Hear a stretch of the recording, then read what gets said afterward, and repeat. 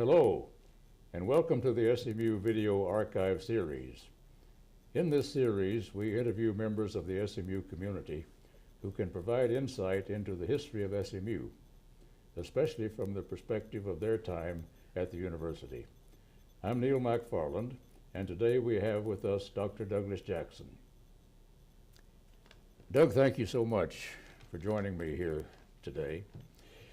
You and I have been colleagues since the fall semester of 1954, when we were two of 5 new members of the Perkins School of Theology faculty. You recall the others? Well, Herndon Wagers and Charles Johnson. Yes. And, later Dean. oh, yes, Joe Quillian. Joe Joseph Quillian. Quillian. Yeah, all right. Yes. And of course, there were 2 others whose appointment was announced at the same time, Robert Elliott in pastoral counseling, and Richie Hogg, who was still completing an assignment in India at the Leonard Theological College in Jabalpur. Yeah. Well, we were all recruited for the Perkins faculty by Merriman Cunningham, who has become somewhat of a legend in the SMU lore. Each one has a story to tell about how he or she was contacted by Merriman. What was yours? Mine was a very interesting story. I'd been teaching for 6 years at Emory, and I decided that probably it was time for me to look around, move elsewhere. And during the summertime was teaching for the Methodist Board of Education and pastor schools, and I was at 1 week in mountains of Tennessee, staying in a little place that was 100 yards from the nearest road, and having a wonderful time there, enjoying the scenery. And one night, early evening, a man came up to the door. He'd walked the 100 yards uphill to tell me I had a telephone call down at the grocery store. So I went with him and made the telephone call, and it was Merriman Cunningham. And he had somehow run down where I was, up in the hills of Tennessee, and he wanted to tell me that they would be pleased to have me come to Perkins as a faculty member. I had taught there in visiting professor in summer school, and so we knew each other very well. But I was quite surprised that he could find me, and he wanted me to come. So we agreed right there that we'd carry on the contract conversation the next week.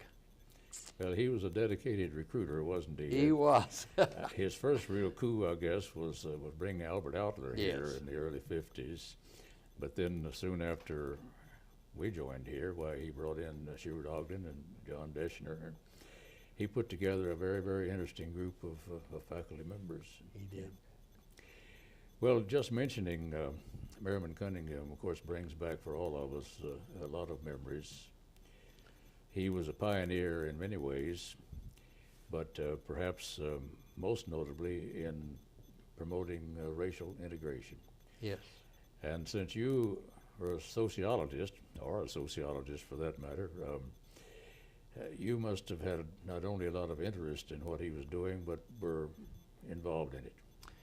It's a very exciting period of time. Yeah. And the black students were excellent students. I can remember that Earl Allen was one that was very exciting. He was regarded by the leadership of the city of Dallas as potentially a tinderbox, one that was likely to explode. And so I can remember how carefully they talked to him about their plans, so that he would be in on the planning of the integration of the city of Dallas, and that he would not start any demonstrations among the student body. Yeah. It's an interesting thing that the student body was engaged in constructive action and not demonstrations. Mm-hmm. Well, Merriman had recruited that first class of black students in what, 1951, I guess? I think so. Because the first graduates were at the end of our first year in 1955. Cecil Williams was one of those who later Yes. became celebrated pastor of the Glide Memorial Methodist Church in San Francisco. At that time, Cecil was such a straight person. He sang with glee and was a good spokesman and dressed well. Never think about him being a radical or a demonstrator, and yet he's gone to Glide Memorial and been the most radical minister I think we have in the Methodist Church. Yes, probably so. Well, the timing of Merriman's effort there was interesting because 1954 was the year of the Supreme Court decision that Yes. integration was unconstitutional. Was that the way it was worded? That they overturned the earlier decision that segregation could exist legally. Said that segregation was in itself an evil. And so we had the groundwork laid for moving to integration. Well, presumably Merriman really was breaking the law, wasn't he, by bringing students into the same class with the white students? I think that he was breaking the law. Yeah. It was not the first time that Perkins had broken the law, law, but he broke the law. Yeah. And he also broke a lot of people's concerns. Well, I remember when I was a student in I guess it was 46 or 47, we actually had some black students who were offered special classes. Mm-hmm. And their credits were transferred back to the Gammon Theological Seminary in Atlanta. Mm-hmm. But the law forbade mixing black and white students in the class. Right. Yeah. That's right. Yeah. And I suppose that law was still in effect at the time that Merriman recruited the first black students. Yes, the law was not had not been brought into abeyance. And I taught 2 black students in the summer of '52 in that kind of fashion, and credits was transferred to Gammon Theological Seminary. Mm-hmm.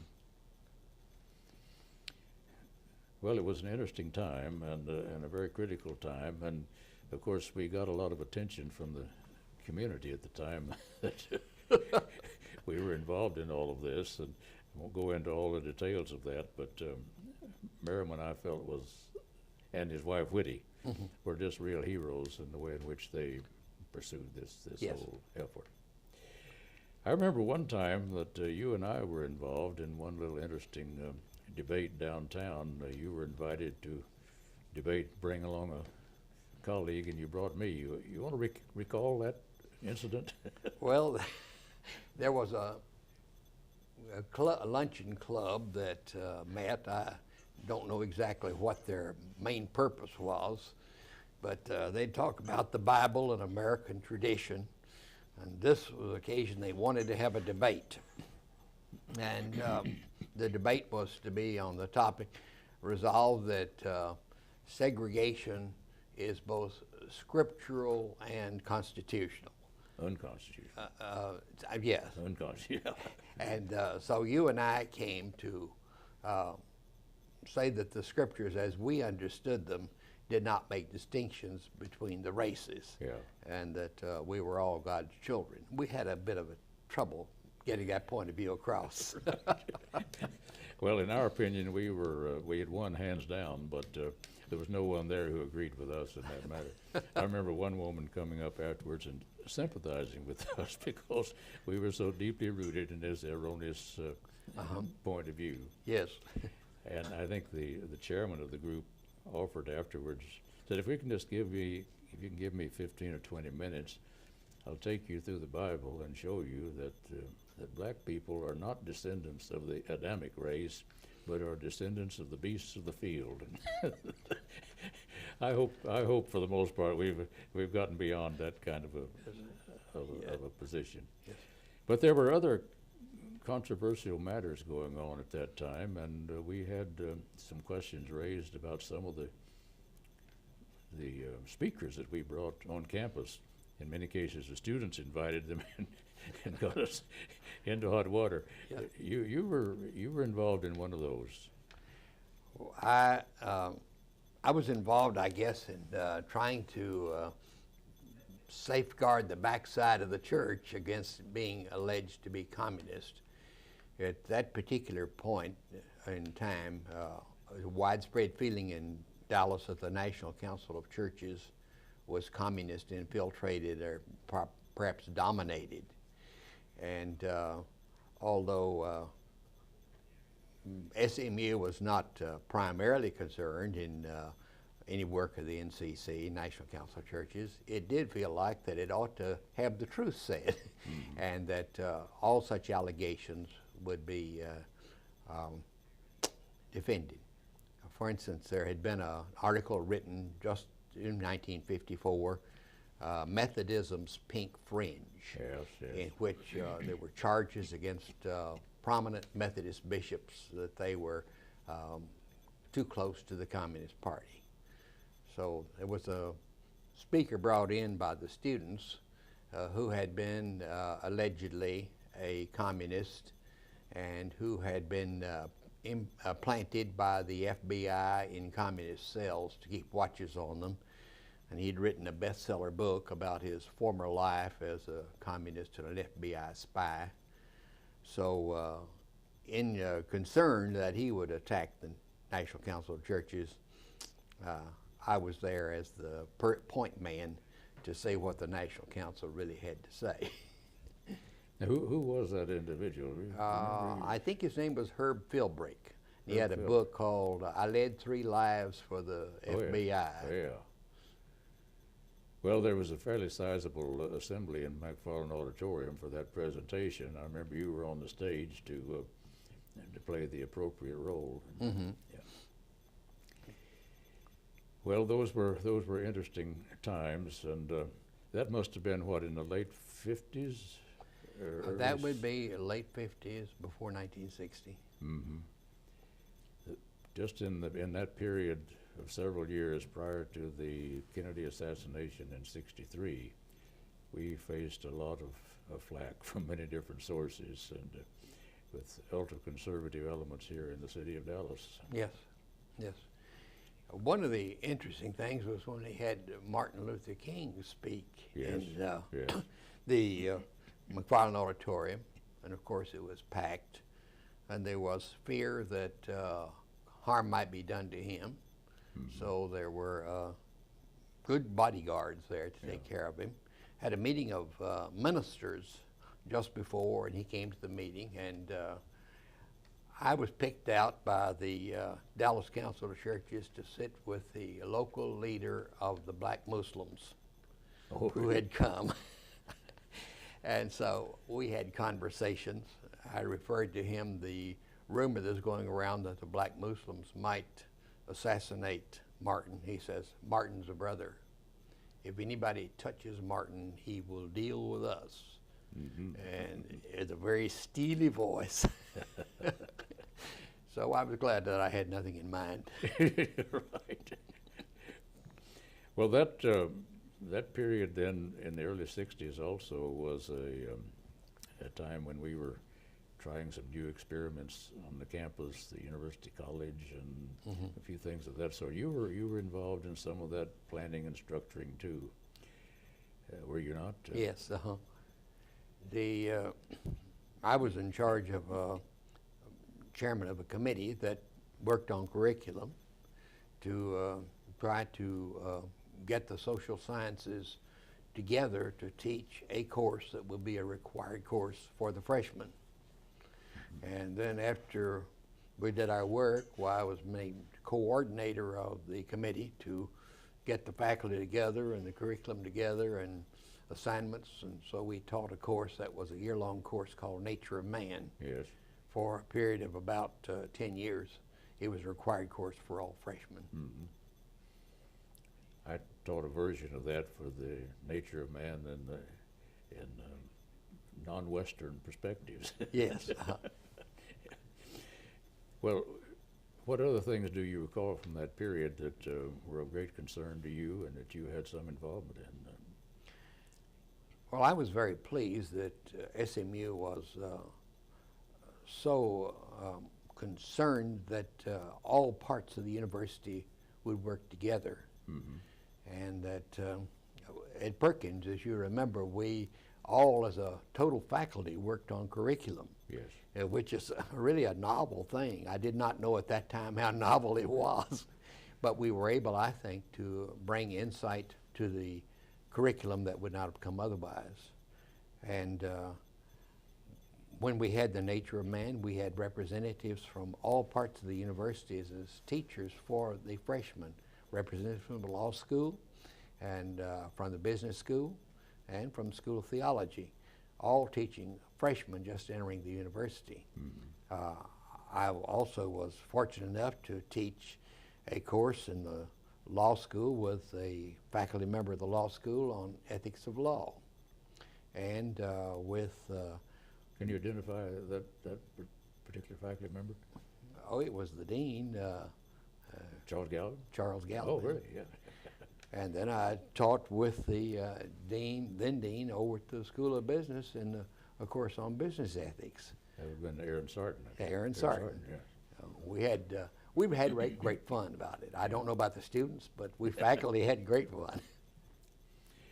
Well, I think those were significant ways to meet the problems of the day and to prepare people for an interactive involvement in the society of which they were a part. Mm-hmm. Yeah. Well, are there other ways in which you were involved during your career at the university that you'd like to call attention to here or bring up? Well, yes. I was just thinking from reading the paper about Zan Holmes and his retiring, about when Zan was a student. He was one of those first black students.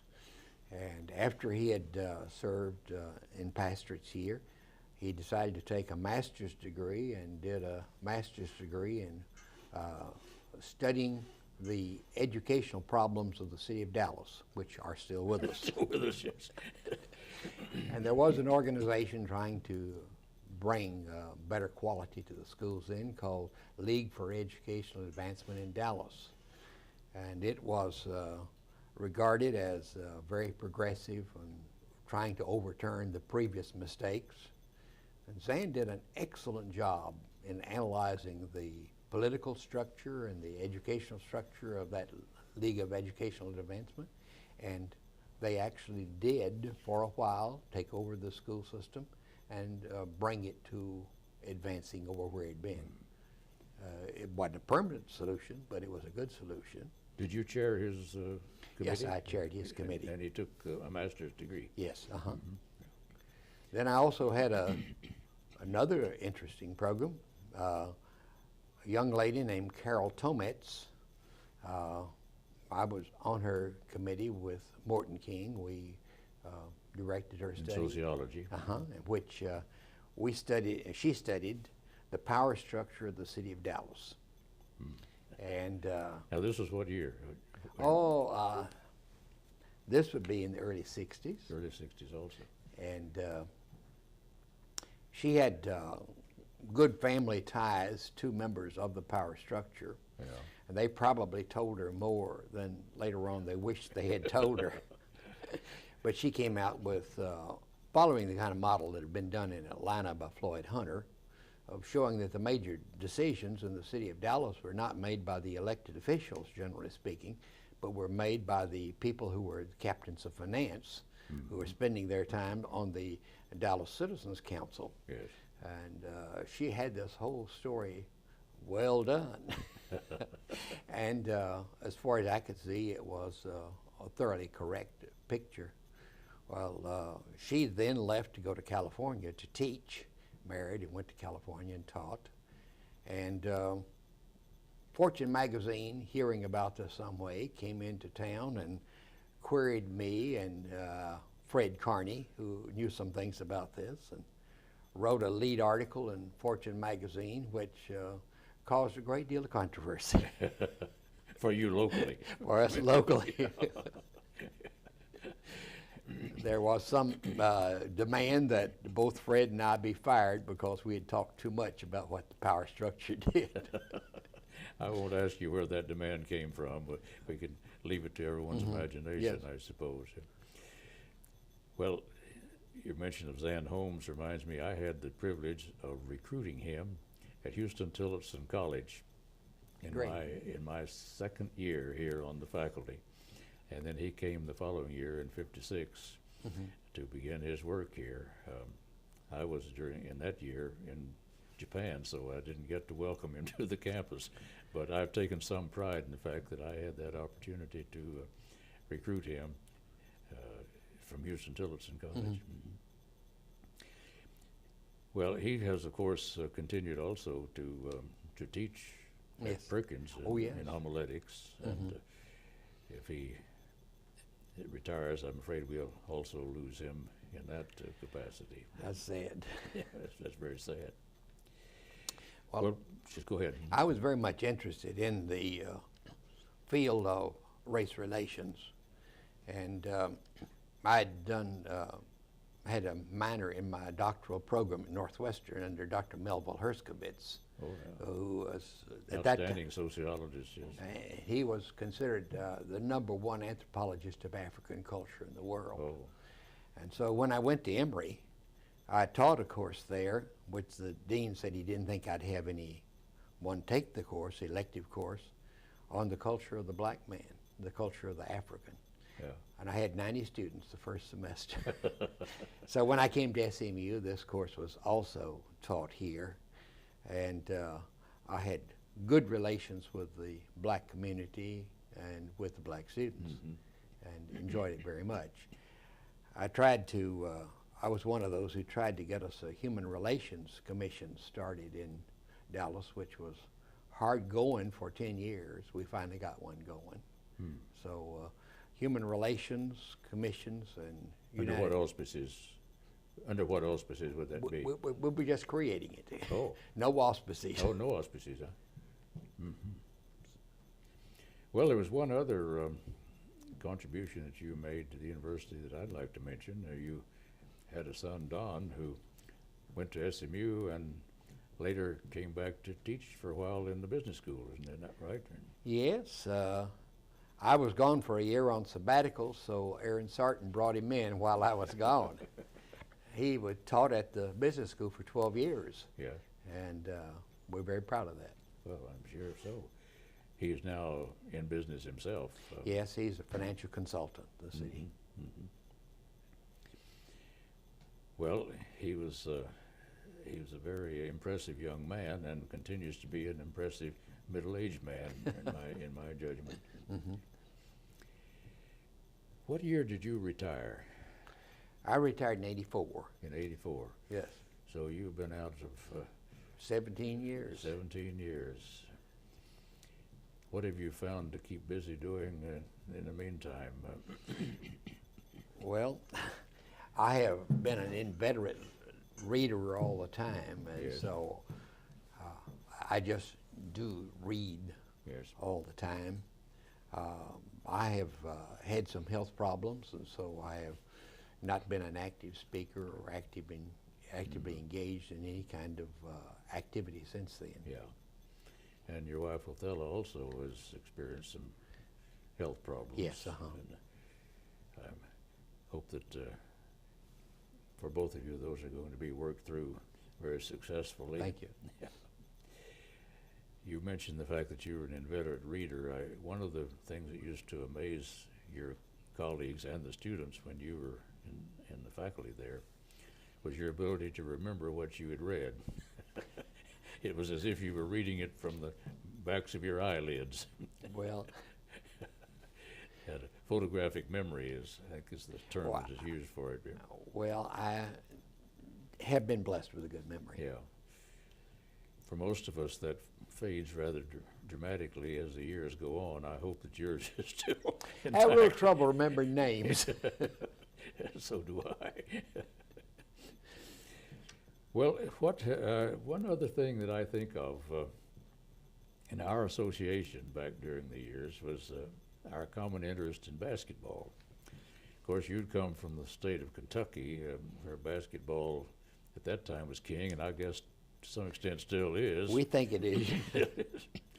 But we used to go to the basketball games together with our wives, and these were during the days that Doc Hayes was the coach, And I remember that we fairly consistently embarrassed our wives by some of our uncomplimentary comments to the officials. Does that ring any bell with you? It does, it does. I can remember, I think probably the first basketball game I saw with SMU playing was in the old Moody Coliseum. Yeah. No, I mean the old Coliseum. And SMU played University of Kentucky. Oh, Which that got you there, a little bit of a problem. And SMU had a player named Joel Krogh, a forward, that had come from Ashland, Kentucky. And he was one of the Kentuckians that Adolph Rupp did not want to play. He didn't want him to play for him, and he didn't want him to play in the state of Kentucky where he might play against him. Oh. So here comes Krogh as a senior playing against UK. He had the game of his life, absolutely the top one, and they beat the University of Kentucky. That must have been very satisfying It was to him. very satisfying. Well, we had an interesting basketball program back in those Yes. days. Doc Hayes was really an admirable individual. I played against his teams when he was coach at Crozier Tech Yes. downtown, and I played for Woodrow Wilson High School. And I admired him greatly as a coach, even in those days. Then when he came to SMU, he was a thorough gentleman, respected everyone, was impeccable in his personal behavior, and of course had a tragic and untimely death in an automobile accident. Coming back from Alston, wasn't he, I think? And we filled Blinded by the sun. Yeah, we filled the McFarland Auditorium in a memorial for him. Well, he certainly got together some very good players. Of course, the great teams were those teams in 55 to 57. Yeah. SMU went to the NCAA Final Four. Yeah, And Jim Krebs, great player. yes, and later a professional player. Yes. Yeah, it was a remarkable group of athletes that we had at that particular time. Well, what are your assessments of things going on at the university? I'm sure you pay some attention to what's going on. Do you have any comments you want to make as to how things have gone since your retirement? Well, I have been absolutely amazed at our president, Dr. Turner, the level of support he has obtained, not only from the Dallas community, but from a much larger community. Yes. We have received the kind of support that certainly was not available in the 1950s and the 1960s. If there had been that kind of support available in the 1950s, the University of Texas at Dallas might never have come into existence. That's true. That's true. And these persons that are giving now seem to be giving not out of self-seeking for a name or something, but they're dedicated to some good principle of education. I think SMU has entered into a whole new day under the leadership of Dr. Turner. Of course, this is not saying that previous men had not been good leaders, but Turner has just been an excellent man. He has done a remarkable job of restoring the relationship between the university and the community, I think, which our other presidents had done many fine things, but one of the things which had not been carefully attended after Willis State, as a matter of fact, was that relationship with the community, I think. I think he's also strengthened the relationship of the university to the church. And he has spoken widely to church groups and from his heart. Yeah. And he's not even a Methodist. Not a Methodist, no. But he's won the confidence of the Methodist constituency. But I tell you, he is the kind of man the Methodists would be proud of. Yes, right. That's right. Well, are there any other recollections that you would like to bring into the open here before we close out our session? Well, I think we've had a pretty good look at a variety of things. Yeah. And of course, SMU is so rich and so deep that you give enough time, you could think of 100 other things about it. Yes. You know, there was one story that you were recalling a few days ago. This was back during the time of the integration problems, and it had to do with an incident in one of the restaurants, I guess. Oh, yes. On Hillcrest. You want to go back and revisit that one? Just The University Drugstore, yeah, which is over on was on Hillcrest. yeah. Sir had a little booze and he served sandwiches and coffee. So two of the Perkins students, one African American and one white, decided they'd go together and get a cup of coffee. So they went to the drugstore and seated in a booth, and no one would come to take their order. So they sat for more than an hour with no one coming to take their order. Then evidently the owner, who had been called and apprised of what was going on, decided they weren't going to leave easily, so he came in and told everybody in the place to get out, that he had just ordered the place to be fumigated and it was dangerous to be in there. So he brought in the fumigators. So they got them out of the place. But this African-American student was the one we had mentioned earlier, who had been close to the leaders of the city of Dallas, the power structure, moving toward integration. Mm-hmm. So he reported what had happened, and they quickly used some financial pressure on the owner of the drugstore that he would change his mind and let the black and white students have coffee together. So no need to get out and demonstrate in front of the place. They had found the lever to get the power, and so power came about to bring coffee together for black and white.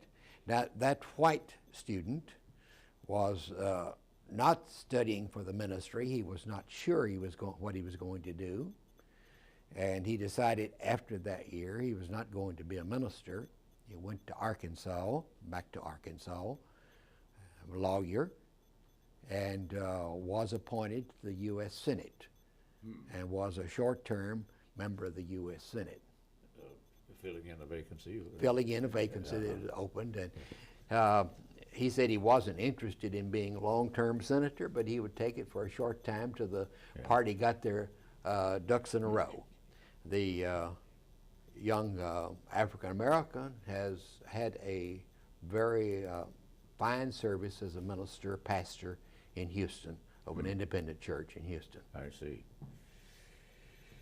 Well, it's kind of hard to believe as we look back over these good many years, back to our time in 1954, that some of those things really existed at that time, and how far we have come in moving away from that. Unbelievable. Mm-hmm. Well, you played a significant role in making some of those changes. You've been highly respected as a sociologist and as a professor and as a community participant, and we rejoice in the opportunity here today to get to pick your mind a bit and to hear some of your recollections of the time that you've spent at SMU. And we hope that your retirement continues to be a pleasant one, at least for reading, and that you can take care of those health problems. Well, thank you. Well, thank you very much, Doug, for being here.